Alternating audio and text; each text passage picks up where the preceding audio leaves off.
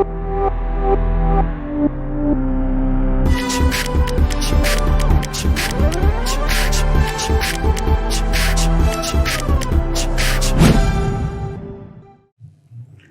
दोस्तों, तो अब हम लोग एसिड बेस टाइट्रेशन के रिगार्डिंग कुछ क्वेश्चंस करना चालू करते हैं. We will start with very simple questions पहले, and then we will move on to the more complicated questions. एक एक करके सब कुछ देखेंगे, ठीक है.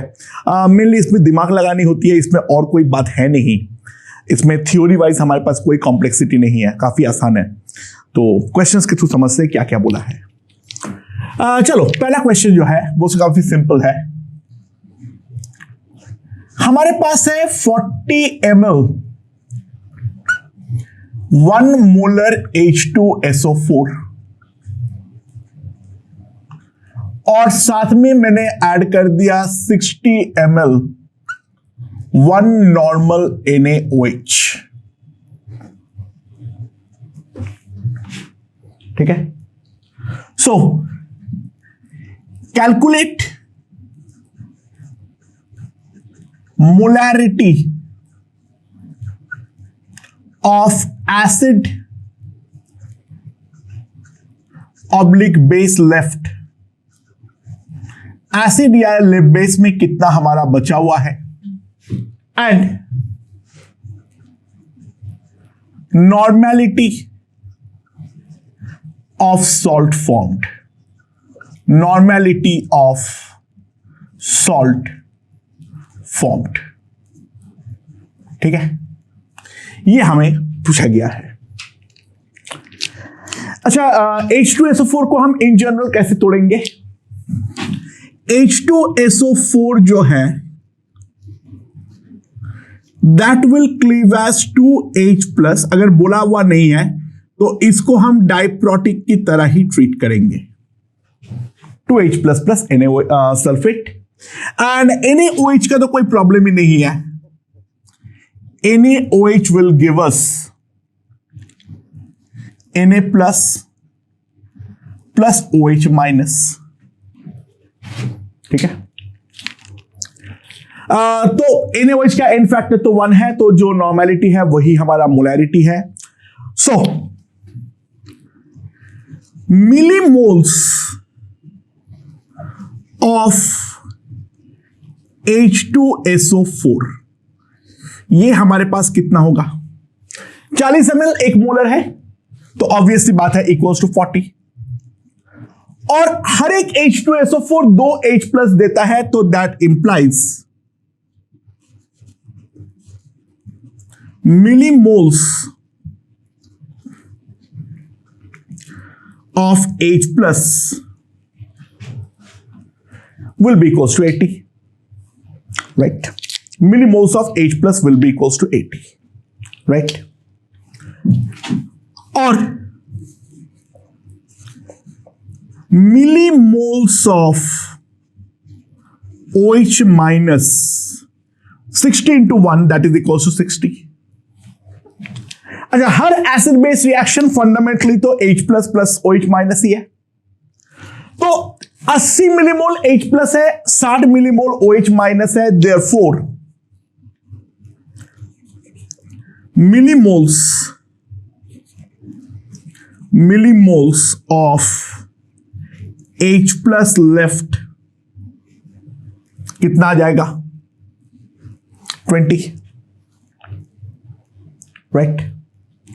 मिलीमोल्स ऑफ H+ लेफ्ट जो है वो है 20. सो H2SO4 मतलब क्या है? 2H+ मतलब एक एसिड. तो millimoles of H2SO4 left equals to 10. Volume जो है दैट इज इक्वल्स टू, दोनों को अगर मैं मिला दूं तो 100 ml. 40 ml प्लस 60 ml जो टोटल वॉल्यूम होगा वो हमारे पास होगा 100 ml. तो 100 ml पे 10 मिलीमोल है, तो molarity of acid left 100 ml पे 10 मिलीमोल, तो 100 लीटर पे 10 मोल, 1 लीटर पे 0.1 molar. So the first part is done. ठीक है, नाउ अगला अगर मैं ध्यान दूं, अगला अगर मैं रिएक्शन पर ध्यान दूं, रिएक्शन क्या हो रहा है? H2SO4 plus 2 times NaOH gives us Na2SO4 plus 2 times water। यहां पे ऑब्वियसली बात है, हम जानते हैं, यहां पर अभी हमने देखे हैं, ये हमारा लिमिटिंग है, ये हमारा लिमिटिंग है। तो जितना मिलीमोल NaOH गया, जितना मिलीमोल NaOH गया, उसका आधा मिलीमोल हमारे पास सल्फेट पैदा होगा। नाउ NaOH का कितना मिलीमोल था? 60। NaOH का कितना मिलीमोल था? 60। तो ऑब्वियसली बात है, ये सॉल्ट जो बनेगा ये हमारा 30 मिलीमोल्स बनेगा।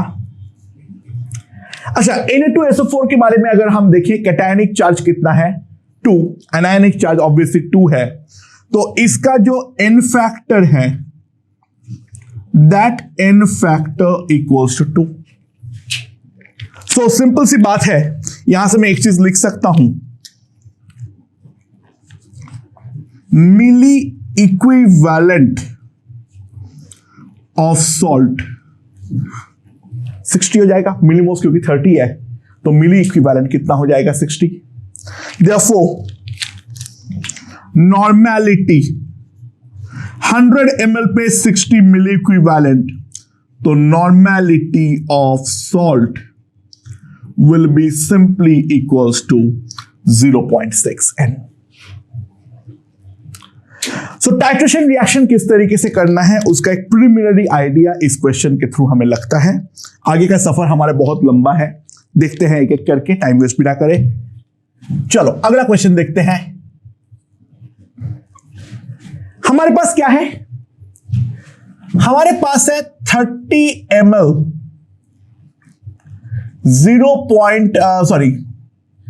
30 ml 1 मोलर H2SO4। ठीक है, NH3 gas is passed through it। इसके थ्रू जो है मैंने अमोनिया गैस पास करवाया। Okay,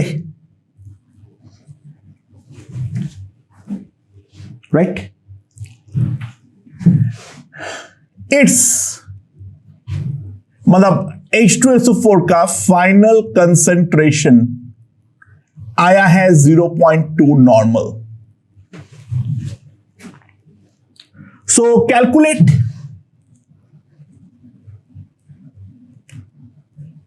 volume of NH3 gas at STP।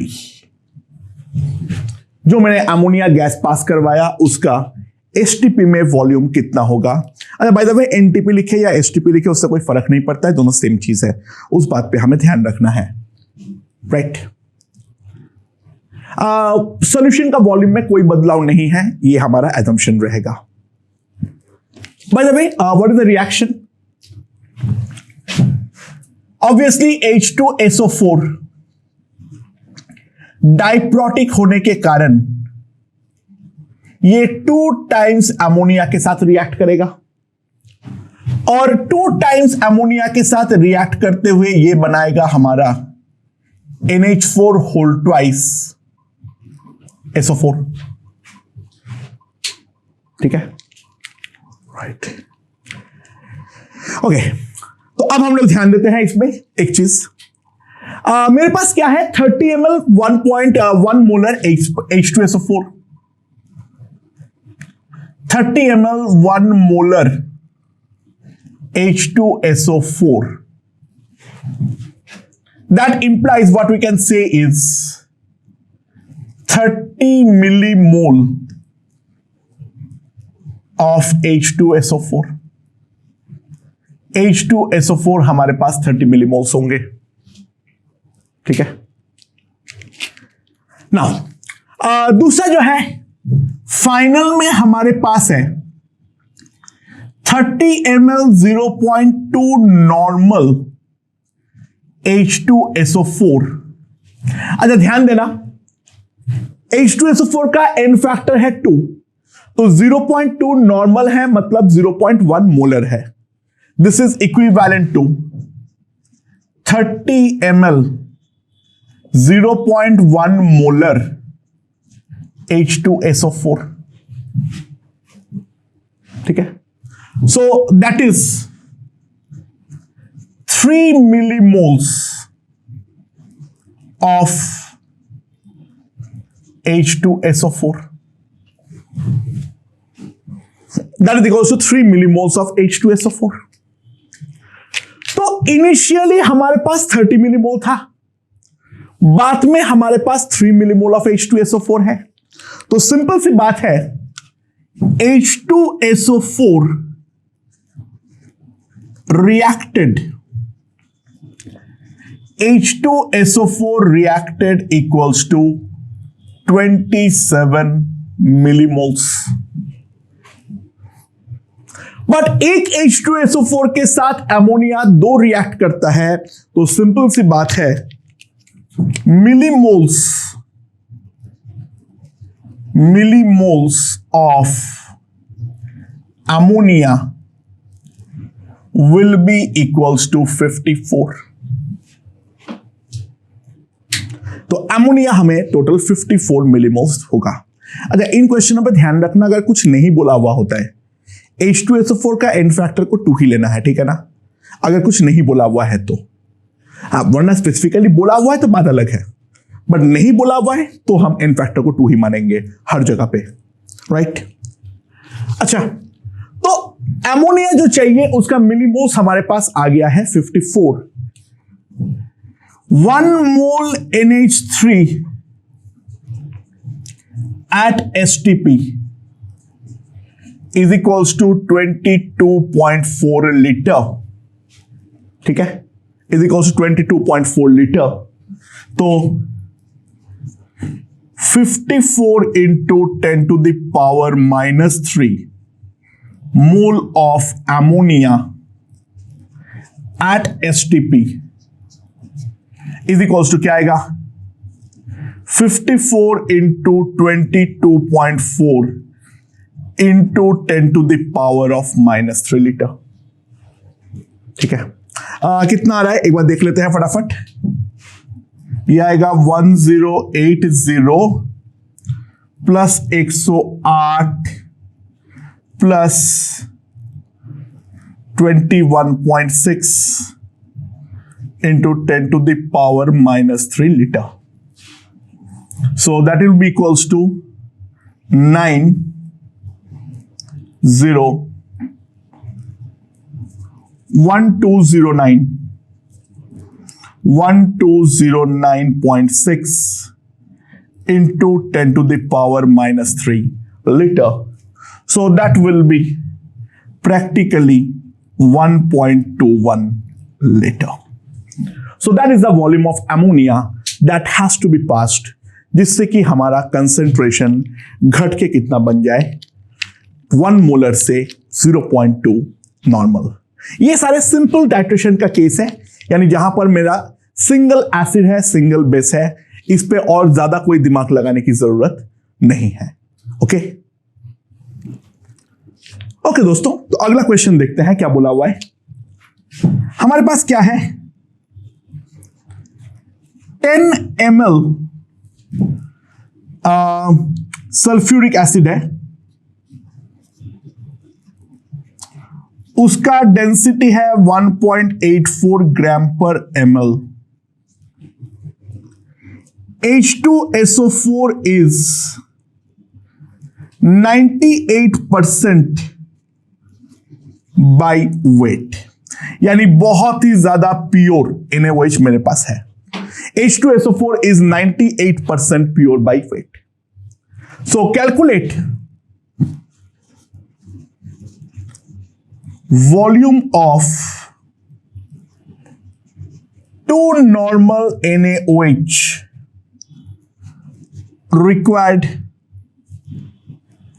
to titrate. ये वाला एसिड को टाइट्रेट करने के लिए हमें कितना वॉल्यूम का NaOH का रिक्वायरमेंट होने वाली है? NaOH का हमारा नॉर्मेलिटी दिया हुआ है 2. Right, let's see. अच्छा, एक H2SO4 कितना NaOH खाता है? डेफिनेटली 2, क्योंकि H2SO4 का N फैक्टर 2 है, NaOH का N फैक्टर 1 है.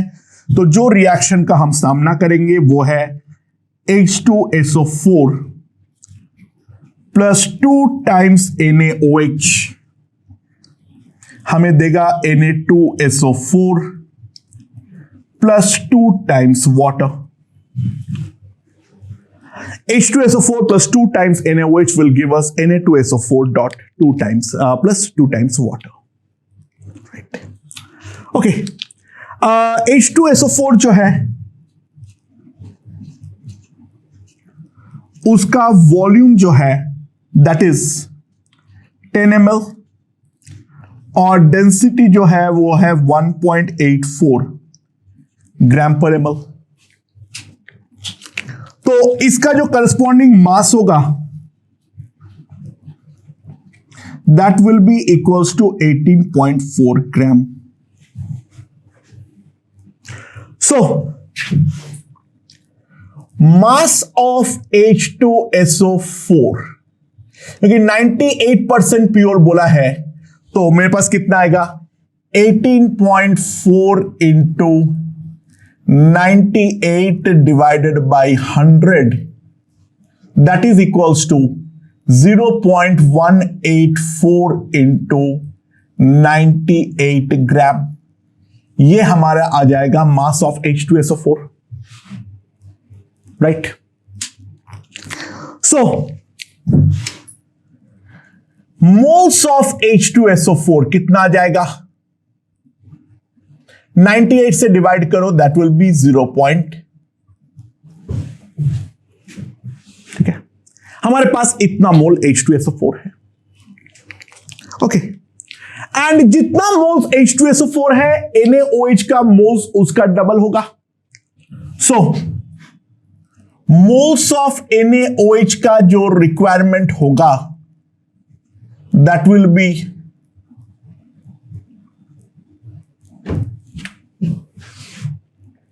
और मान लो ये हमारा V लीटर चाहिए होता है, जो नॉर्मेलिटी है वही तो हमारा मोलैरिटी है, NaOH है, N फैक्टर 1 है. So that will be equals to 2 into V. तो मेरे पास V आ जा रहा है 0.184 litre, that is equals to 184 ml. तो हमारे पास जो NaOH का रिक्वायरमेंट होगा that will be equals to 184 ml. Right. Okay, अगला क्वेश्चन देखते हैं. लेट्स सी क्या बोला हुआ है. हमारे पास 4.2 ग्राम मिक्सचर है KOH and CaOH whole twice. हमारे पास 4.2 ग्राम मिक्सचर है of KOH and calcium hydroxide. Right. To titrate it required 1 liter of 0.1 molar HCl. तो calculate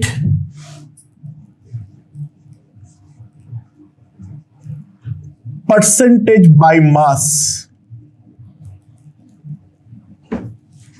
of KOH.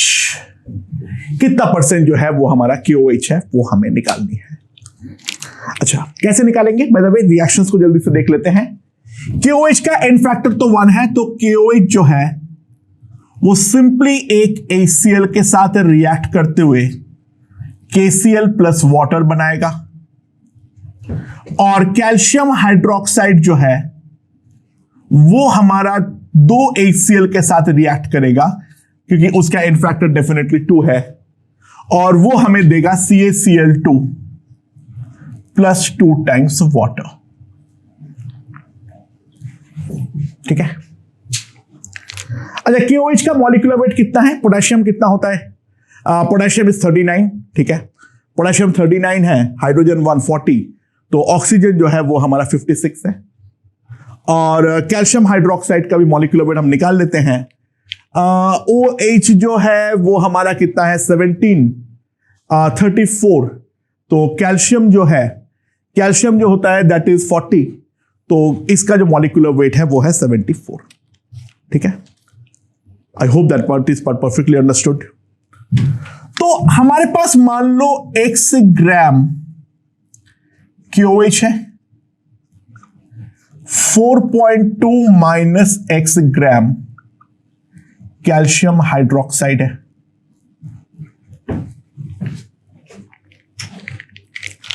So moles of OH minus कितना आएगा? बोलो, moles of OH minus कितना आएगा? That will come out to be simply equals to x by इसका molecular weight 56। KOH का एक से तो एक ही OH माइनस मिलता है, plus 4.2 minus x by 74 into 2, ये हमारे पास आ जाएगा। That will be the moles of OH minus. तो मोल्स ऑफ H प्लस कितना है? मोल्स ऑफ H प्लस कितना है? That will B 1 litre 0.1 molar. तो एग्जैक्टली टाइट्रेट हो रहा है, ये चीज हमारा बोला हुआ है, तो सिंपली मैं एक चीज लिख सकता हूं, x by 56 plus 4.2 by 37 minus x by 37, that is equals to 0.1। अगर मैं कंप्यूट करूं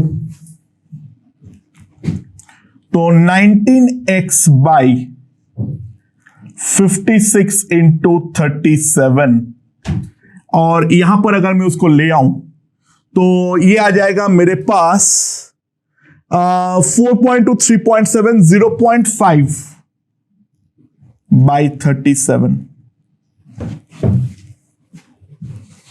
ठीक है, ये मेरे पास आ जाएगा।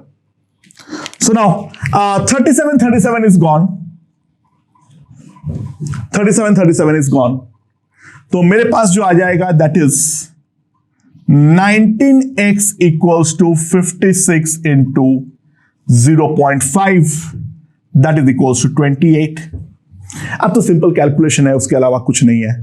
तो x जो आ जाएगा मेरे पास, ये हो जाएगा 1, उसके बाद बचेगा 90, तो 140 और 19, तो कितना आ जाएगा? लगभग तो 140 है, तो 5, 6, 7 अप्रोक्सीमेटली। ठीक है, अप्रोक्सीमेटली x जो आ जाएगा। सो यहां से मेरे पास आ जाएगा क्या? मास ऑफ KOH, जो हमारा KOH का मास है that is equals to 1.47 gram, and mass of CaOH whole twice is equals to, बाकी बचा हुआ जो भी है दैट इज 2.73 ग्राम। ये मेरे पास दोनों का मास आ जाएगा, एंड उसके आगे कंप्यूट कर लो, कोई दिमाग लगाने वाली बात है नहीं। तो कुल मिला के इन सब जो सिंपल टाइट्रेशन रिएक्शन है, इस पे जो तरीका हमें अपनाना होता है बेसिक फंडामेंटल लेवल पे, वही एक सिंपल सेग्रीगेटेड तरीका है। इसके अलावा हमारे पास और कोई करने का तो है ही नहीं, राइट? और कुछ भी करने का तो है ही नहीं। यहां पर मोल्स को बस इक्वल करना है H प्लस OH माइनस का, कोई लिमिटिंग है तो वो हमें देखना है, ठीक है? पर बाकी जो है वो तो हमारा सिंपल टाइट्रेशन में मेरे ख्याल से समझ में आ गया है करना क्या है, राइट? अब हम लोग डबल टाइट्रेशन की ओर बढ़ते हैं। Let's C. ओके दोस्तों, तो डबल टाइट्रेशन की ओर बढ़ते हैं। लेट्स सी क्या बोला हुआ है इस क्वेश्चन में। हमारे पास एक 200 ml एक्वस सोल्यूशन है। हमारे पास 200 ml ऑफ एक्वस सोल्यूशन है। उसके अंदर क्या है? NaOH and Na2CO3। 200 ml of aqueous solution है of NaOH and Na2CO3. Right now, क्या है? In presence of phenolphthalein indicator, अगर हमारे पास एक phenolphthalein इंडिकेटर हो, ठीक है, 17.5 ml of 0.1 molar HCl was required। ठीक है, 17.5 ml of 0.1 molar HCl was required। Now end point पहुंच जाने के बाद methyl orange indicator is added. अब मैंने इस पर मिथाइल ऑरेंज इंडिकेटर जो है वो मैंने ऐड कर दिया। ठीक है, समझ में आया? सो यहां पर क्या है, ये वाला एंड पॉइंट पाने के लिए 2.5 ml ऑफ 0.1 मोलर HCl का रिक्वायरमेंट हो रही है। ठीक है, तो calculate initial molarity of NaOH and Na2CO3 in the aqueous solution। तो यहां पर मैंने NaOH और Na2CO3 रखा हूं, तो obviously it's a case of double titration. ठीक है, it's a case of double titration. अच्छा, बिना कोई दिमाग लगाए तो एक चीज तो पहले हम कर लेते हैं। इनिशियली मान लेना NaOH जो है वो है हमारा x मिलीमोल और Na2CO3 जो है वो हमारा मान लो है y मिलीमोल। ये मैंने मान लिया। ठीक है,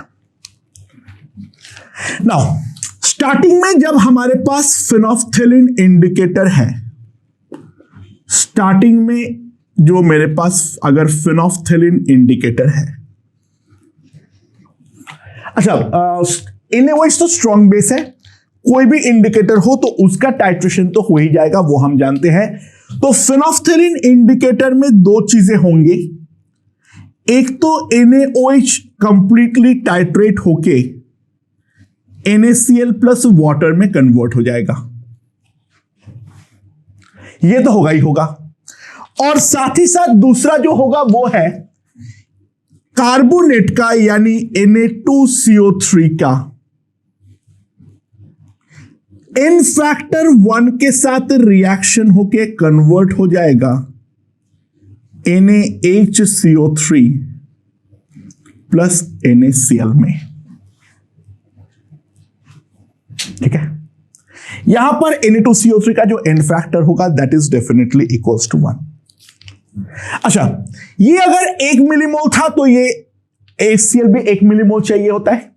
तो NaOH अगर x मिलीमोल है तो उसके करस्पॉन्डिंग जो हमें HCl चाहिए होगा वो हमारा x होगा। सो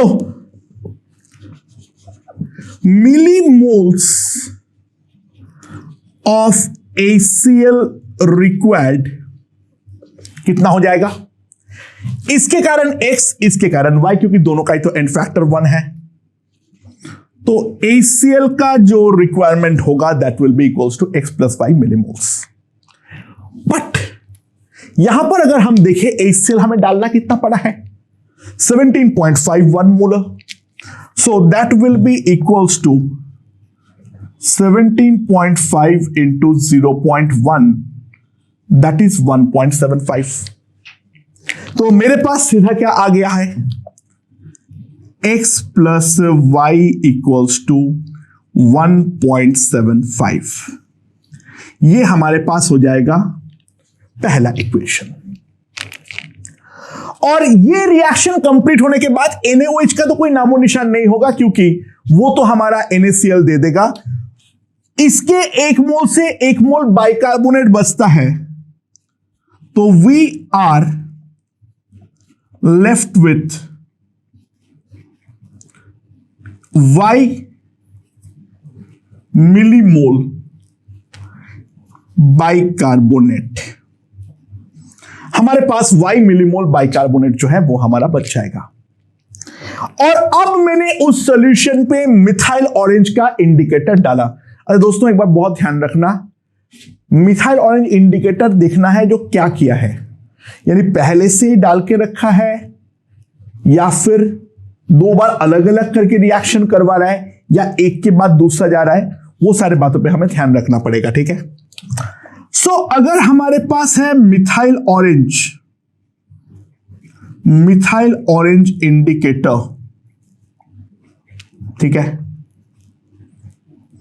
तो इन दैट केस क्या होगा? रिएक्शन क्या होगा मिथाइल ऑरेंज इंडिकेटर के प्रेजेंस में? एक ही सिंपल रिएक्शन हो सकता है और वो है NaHCO3 प्लस HCl हमें दे दे H2CO3, यानी वो तो पॉसिबल नहीं है बनना, H2O plus CO2 plus NaCl। यहां पर भी बाइकार्बोनेट का जो एन फैक्टर है वो डेफिनेटली हमारा 1 है। तो सिंपल सी बात है, मिलीमोल्स ऑफ HCl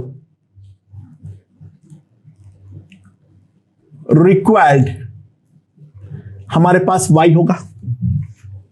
X का तो कोई नामो निशान नहीं है, तो HCl का जो रिक्वायरमेंट होगा वो Y मिलीमोल होगा, and that will be equals to 2.5 into 0.1, that is 0.25। तो Y जो होगा वो होगा हमारे पास 0.25। सो दूसरा इक्वेशन मेरे पास आ गया। दूसरा इक्वेशन क्या? दूसरा वैल्यू ही आ गया मेरे पास 0.25, बट x प्लस वाई जो है वो है 1.75। तो मैं सिंपली एक चीज लिख सकता हूं, x जो होगा वो है 1.75 minus 0.25, that is equals to 1.5। So हमारे पास अगर 200 ml है तो 200 ml पे 1.5 मिलीमोल्स NaOH है और 0.25 मिलीमोल्स Na2CO3 है, सोडियम कार्बोनेट है। ठीक है। सो मुझे अगर मोलैरिटी पूछा है इनिशियल, तो NaOH का जो कंसेंट्रेशन होगा that will be simply 1.5 by 200, that इज 3 बाई 400 मोलर। और Na2CO3 का जो कंसेंट्रेशन होगा that is 0.25 by 200, that is equals to 1 by 800 molar. Okay, मेरे ख्याल से ये हमें समझ में आ चुका होगा, राइट?